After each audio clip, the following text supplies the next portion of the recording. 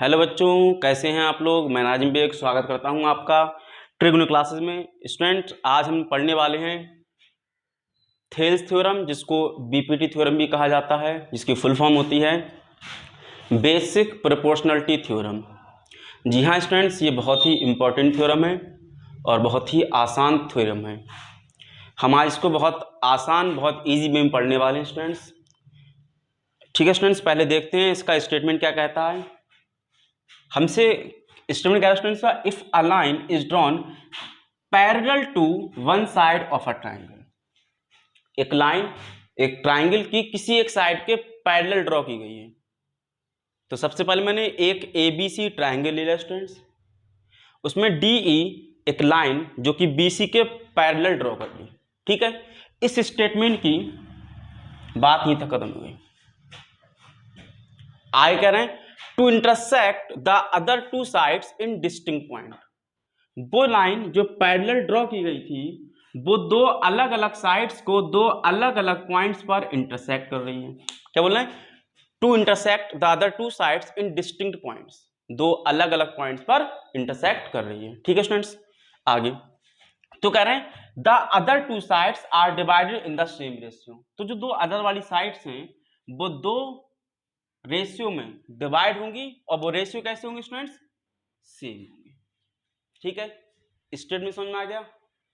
क्या कह रहे थे, हमारे पास एक ट्राइंगल है, उस ट्राइंगल में एक लाइन ड्रॉ की गई है किसी एक साइड के पैरेलल। तो वो लाइन जो ड्रॉ की गई थी वो जो अदर साइड्स थी उनको दो अलग अलग पॉइंट पर इंटरसेक्ट कर रही है बेटा। ठीक है, यहां तो कोई दिक्कत। तो हमसे कहा गया है ऐसा प्रूफ करो कि जो लाइन ने इन साइड्स को डिवाइड किया है वो सेम रेशियो होगा। इसका मतलब क्या हुआ कि AD अपॉन DB की जो वैल्यू आएगी वही वैल्यू AE अपॉन EC की होगी। ठीक है स्टूडेंट्स, तो सबसे पहले हम लिखते हैं गिवन और टू प्रूव। हम इन दो बातों लिखते हैं स्टूडेंट्स, याद रहे प्रूफ वाले क्वेश्चन में ये दो बातें बहुत इंपॉर्टेंट हैं। हमको गिवन क्या है और प्रूफ क्या करना है।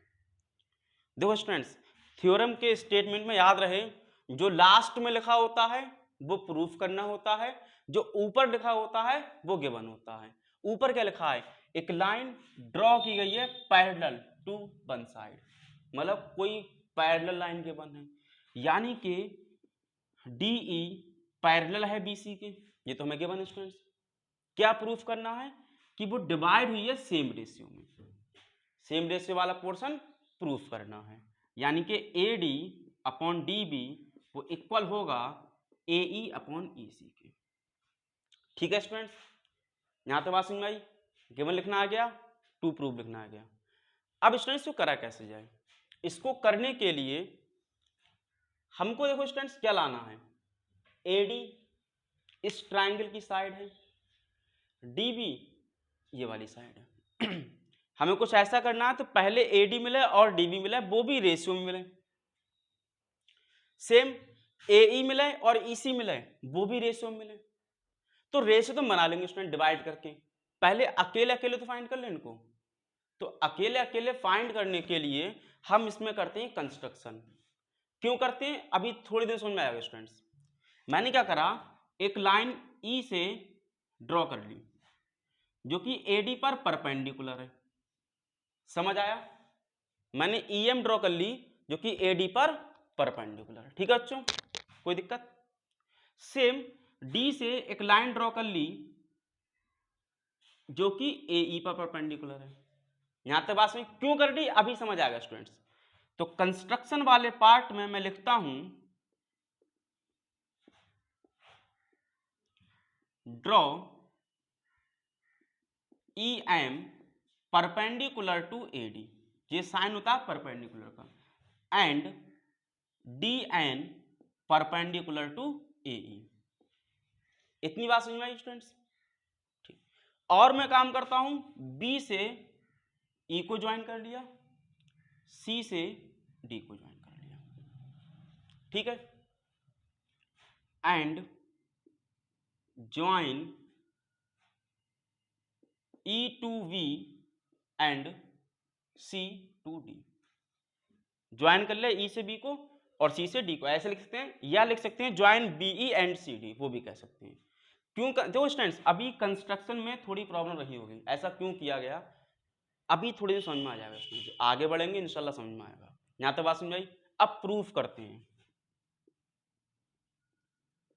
जरा ध्यान से स्टूडेंट्स, क्या ए डी ई जो ट्राइंगल है वो एक राइट ट्राइंगल बन चुका है, जिसकी हाइट होगी ई एम, जो साइड 90 का एंगल फॉर्म करती है वो हाइट बन जाती है, ठीक है।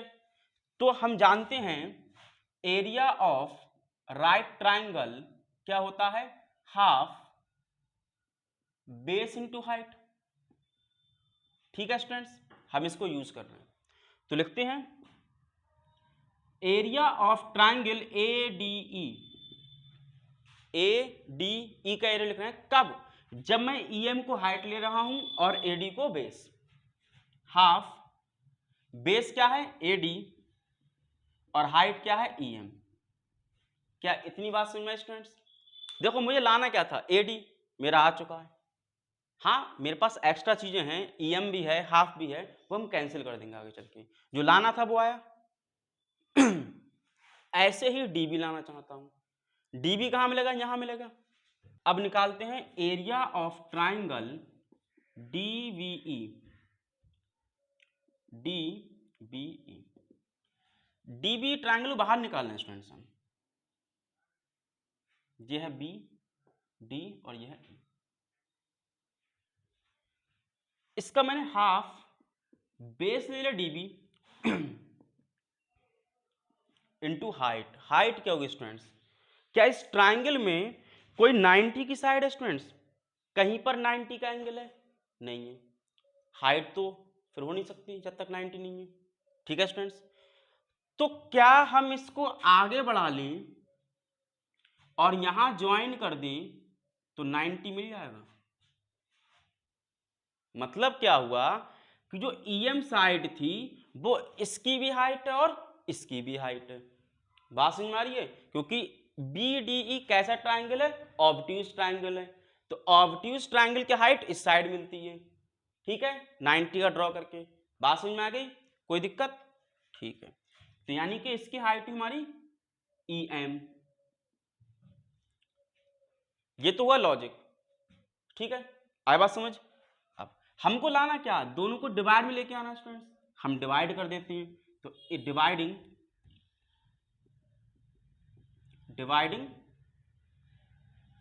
Area of triangle A D E over area of triangle D B E equal half A D into E M और half D B into E M, ठीक है बच्चों, यहां तक आ गया, कोई दिक्कत? क्या इंपॉर्टेंट लाइन थी, बस ये वाली लाइन इंपॉर्टेंट थी कि हाइट क्या होगी। समझ में आ गया हाइट कैसे निकाली? मैंने ट्राइंगल बी डी को बाहर ले लिया, मुझे इसमें 90 नहीं मिला, मैंने ई को पता मुझे ड्रॉ कर 90 कर चुका हूं, मैंने बी डी को आगे बढ़ाया स्टूडेंट्स और हाइट फाइंड कर ली।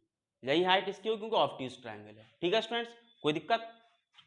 ई एम से ई एम चला गया, हाफ से हाफ चला गया, बचा मेरे पास क्या, A D upon D B. क्या एक साइड आ चुकी है स्टूडेंट्स? ऐसे ही सेम तरीके से दूसरी साइड लेके आनी है, फिर उनको इक्वल दिखाना है, ठीक है बच्चों, इतना नोट कर लें, अभी करते हैं।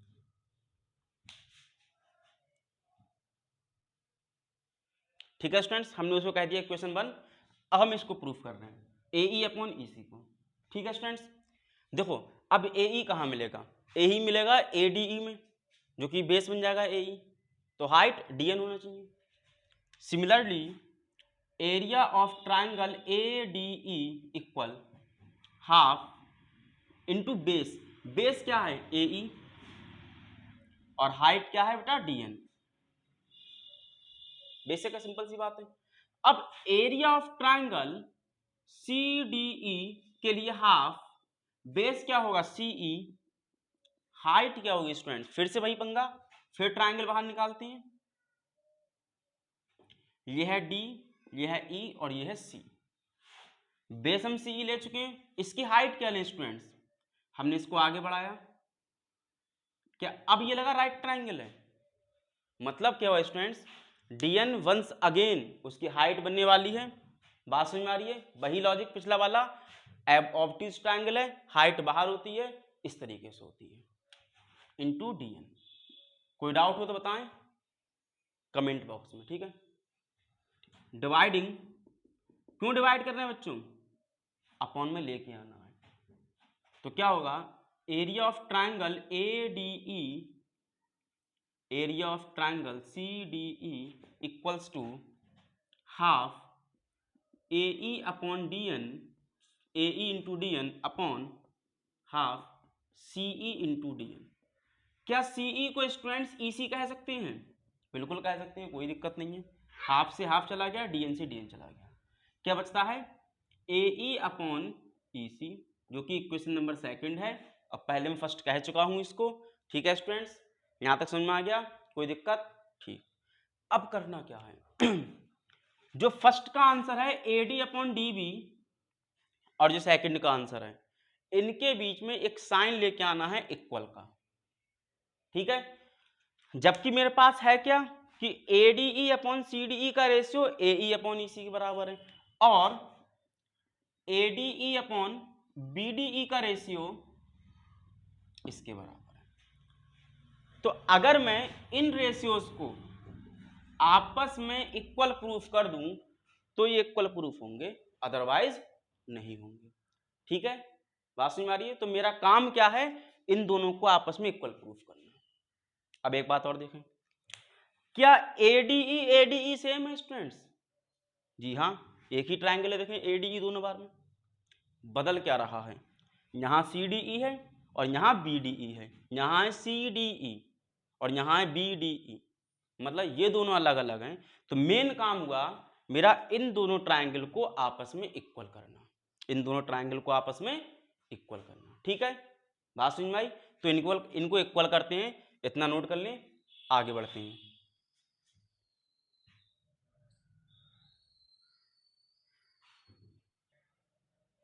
ठीक है स्टूडेंट्स, हमारा काम क्या रहेगा, इनको इक्वल प्रूफ करना। जरा बाहर निकालो इनको students.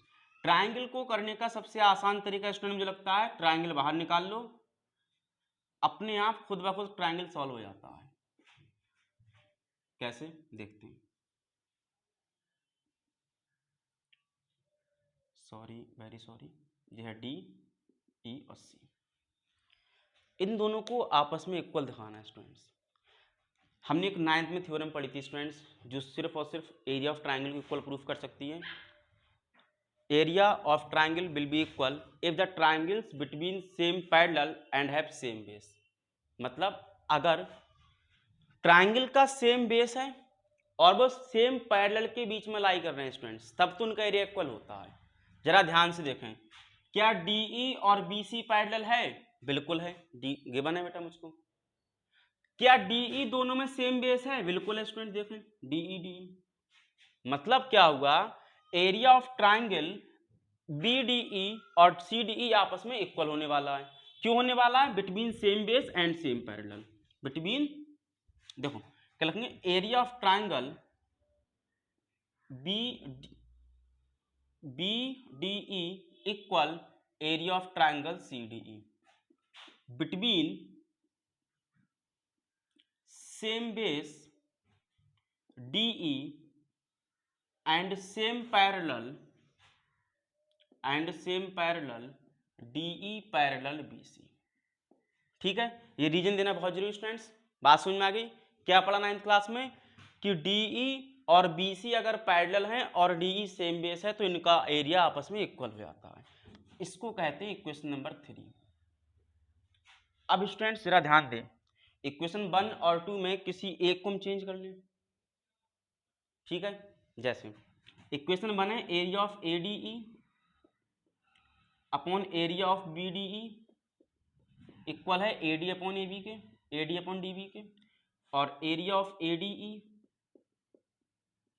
Area of CDE equal है AE अपॉन EC के। यहां तक तो आज के स्टूडेंट्स हम, अगर मैंने यहां से CDE को BDE कह दिया